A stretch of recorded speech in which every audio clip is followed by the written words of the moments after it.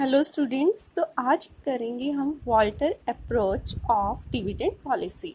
देखिए, अलग अलग थियोरिस्ट ने अपने अपने व्यू पॉइंट दिए डिविडेंड पॉलिसी को लेकर और फॉर्म की वैल्यू को लेकर। कुछ लोगों ने बोला कि जो डिविडेंड पॉलिसी होती है वो फॉर्म की वैल्यू को इम्पैक्ट नहीं करती। वहीं कुछ ने अपना व्यू पॉइंट दिया कि जो डिविडेंड पॉलिसी है वो इंटरलिंक्ड होती है फॉर्म की वैल्यू के साथ। तो प्रोफेसर वॉल्टर ने अपना जो पॉइंट दिया, उन्होंने बताया कि जो डिविडेंड पॉलिसी होती है वो डायरेक्टली इम्पैक्ट करती है फॉर्म की वैल्यू को।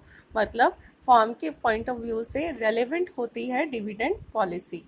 अब जो वॉल्टर अप्रोच है वो दो मेन प्रोपोजिशन पर काम करती है। फर्स्ट होता है हमारा रिटर्न और फॉर्म्स इन्वेस्टमेंट, या फिर हम उसे बोल सकते हैं internal rate of return, and second one is its cost of capital और the required rate of return.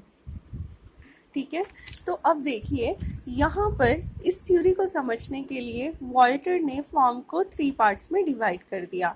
एक ग्रोथ फॉर्म्स, एक नॉर्मल फॉर्म्स और एक डिक्लाइनिंग फॉर्म्स। अब ग्रोथ फॉर्म कौन सी होंगी? जहाँ पर हमारा आर मतलब क्या था? इंटरनल रेट ऑफ रिटर्न, और के ई क्या था? Cost of capital. Growth form कौन सी होंगी? जहाँ रिटर्न हमारा बड़ा होगा, कॉस्ट से ज़्यादा होगा। वहीं नॉर्मल फॉर्म जहाँ रिटर्न हमारी कॉस्ट ऑफ इक्विटी के इक्वल होगा।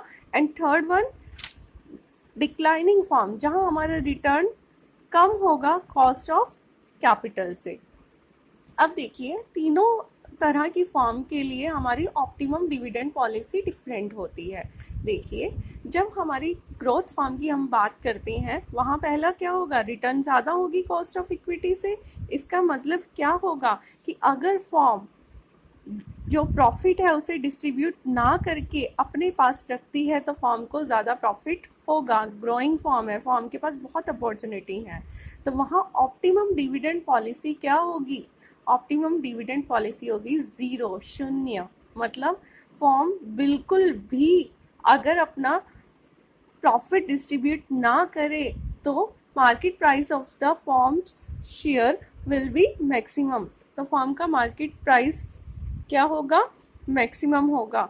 ऑन द अदर हैंड, अगर हम डिक्लाइनिंग फॉर्म की बात करें, जैसे जैसे फॉर्म डिविडेंड डिस्ट्रीब्यूट करती है वैसे वैसे क्या करते हैं, फॉर्म का जो मार्केट प्राइस पर शेयर है वो इंक्रीज होता जाता है। मतलब डिविडेंड डिस्ट्रीब्यूट होने के साथ साथ फॉर्म की वैल्यू बढ़ती जाती है। तो वहाँ ऑप्टिमम डिविडेंड पॉलिसी क्या होगी? 100%, कि अगर हम पूरे का पूरा जितना हमने कमाया पूरे का पूरा डिस्ट्रीब्यूट कर दें तो वो ऑप्टिमम डिविडेंड पॉलिसी होगी, optimum dividend pay out ratio होगा। और अगर हम बात करें नॉर्मल फॉर्म की, जहाँ कोई फर्क ही नहीं पड़ता कि हम डिविडेंड डिस्ट्रीब्यूट करें या फिर उसे रिटेन करें, क्योंकि चाहे आप डिविडेंड डिस्ट्रीब्यूट करो, रिटेन करो या कुछ परसेंटेज में करो, आपका मार्केट प्राइस पर शेयर क्या रहेगा? कांस्टेंट रहेगा। ठीक है, अब हम बात करते हैं कि जो वॉल्टर मॉडल है कुछ एजम्पशंस पर काम करता है। वो एजम्पशंस क्या क्या हैं? पहली एजम्पशन है constant return and cost of capital. जो हम रिटर्न और कॉस्ट ऑफ कैपिटल की बात कर रहे थे, ये मानकर चलता है कि दोनों ही चीज़ें कांस्टेंट रहेंगी। सेकंड वन इंटरनल फाइनेंसिंग, ये मानकर चलता है कि जो फाइनेंसिंग होगी, अगर कंपनी को पैसे की ज़रूरत होगी तो वो किसके थ्रू पूरी की जा सकती है? सिर्फ रिटेन अर्निंग, और कोई सोर्स ही नहीं है। नेक्स्ट एजम्पशन है या तो 100% पे आउट होगा, मतलब या तो पूरे का पूरा हम पे कर देंगे या फिर पूरे का पूरा हम क्या कर लेंगे? रिटेन करके रखेंगे। नेक्स्ट पॉइंट है constant earning per share and constant dividend per share, मतलब अर्निंग पर शेयर भी कांस्टेंट रहेगा और डिविडेंड पर शेयर भी कांस्टेंट रहेगा। And the last point is infinite time. हम ये मानकर चलते हैं कि फॉर्म की लाइफ बहुत लॉन्ग है, फॉर्म कभी शट डाउन होगी ही नहीं।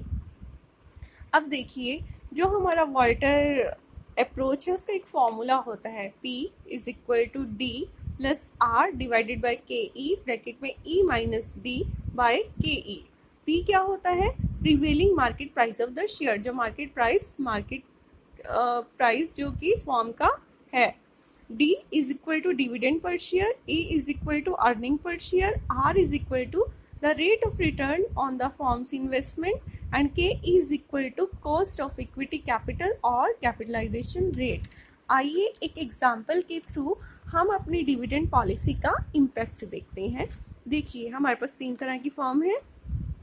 Are is greater than K E, growth, normal and declining.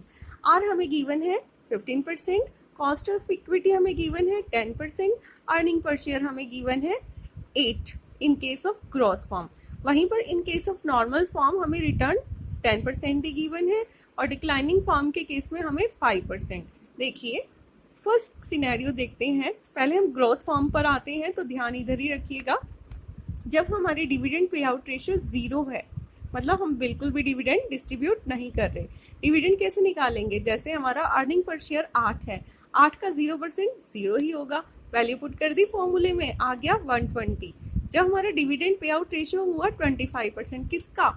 8 का 25%। 8 का 25% कितना हो गया? 2 रुपया।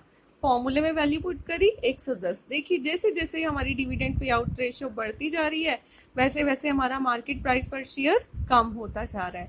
आते हैं नॉर्मल फॉर्म के केस में, वहाँ आर के इक्वल है। वही फॉर्मूले में वैल्यू पुट करो और देखो, चाहे आपका डिविडेंड पे आउट रेशियो 0 है, 25% है, 50% है, 75% है या 100% है, आपका हर लेवल पर मार्केट प्राइस पर शेयर क्या है? कांस्टेंट। अब आते हैं डिक्लाइनिंग फॉर्म। डिक्लाइनिंग फॉर्म के केस में रिटर्न कम होता है कॉस्ट ऑफ इक्विटी के, वही गिवन है। हमने फॉर्मूलाज में वैल्यू पुट करके अपना क्वेश्चन सॉल्व किया, तो देखा कि जब 0 था तो मार्केट प्राइस पर शेयर 40 था। जैसे जैसे हमने बढ़ाया हमारा मार्केट प्राइस इंक्रीज होता गया। तो यही कंक्लूजन में बताया गया है कि जैसे जैसे हम ग्रोथ फॉर्म के केस में डिविडेंड डिस्ट्रीब्यूट करते जाते हैं, डिविडेंड पे आउट रेशियो बढ़ाते जाते हैं, वैसे वैसे हमारा मार्केट प्राइस पर शेयर कम होता जाता है। वहीं डिक्लाइनिंग फॉर्म के केस में जैसे जैसे हम डिविडेंड पे आउट रेशियो बढ़ाते जाते हैं, हमारा मार्केट प्राइस पर शेयर इंक्रीज होता जाता है। और नॉर्मल फॉर्म के केस में कोई इम्पैक्ट नहीं पड़ता। अब डिविडेंड बात करते हैं हम लिमिटेशंस ऑफ वॉल्टर मॉडल की। जो एजम्पशन होती है उसका अपोजिट ही हमारा लिमिटेशन बन जाता है। फर्स्ट है नो एक्सटर्नल फाइनेंसिंग। प्रॉब्लम है हम रिटेन अर्निंग का कब तक यूज कर सकते हैं? हम ज़्यादा फंड की ज़रूरत हो तो हम किस चीज़ पर डिपेंड करेंगे? Second, constant rate of return. क्या पॉसिबल है कि हमेशा रेट ऑफ रिटर्न कांस्टेंट रहे? नहीं, कभी रिटर्न बढ़ता भी है और कभी कम भी होता है। Constant equity capitalization rate. क्या हम इक्विटी शेयर होल्डर को एक ही रेट पे करते हैं? नहीं, वो भी रिस्क के साथ बढ़ता या कम होता जाता है।